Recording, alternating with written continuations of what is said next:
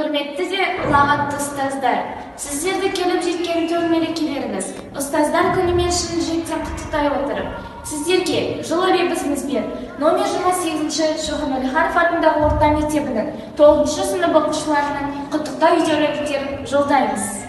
Сіздерге зор денсаулық, шығармашылық табыс, қашмас қайрат, талмас қанат және сарқылмас бақыт дейміз. Ұстаз деген жарық күні ғаламның, ұстаз деген анасы ол адамның, бүкіл әлем құрметтейді еңбегін, сен де одан адам болып жаралдың. Ұстаз ұлағатты есім, шәкірттерін білім мәнін сусындатып, тәлім-тәрбие беріп, жақсы қасиеттерді бойына дарытып, адамгершілік тұрғыда бағыт-бағдар беруде ұстаздың еңбегі зор. Сондықтан да әрқашан ол қасиетті тұлға ретінде ерекшеленеді.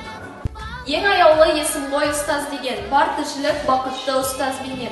Ұстазды жеткізгенше мұратына білім іздеп лапылдап жана берем. Ұстазым қандай ғажап халықсыздар, шәкіртке шындай биік алыпсыздар, жан біткен жанарыңа нұр сыйлаған, күндей боп күлімдеген жарықсыздар.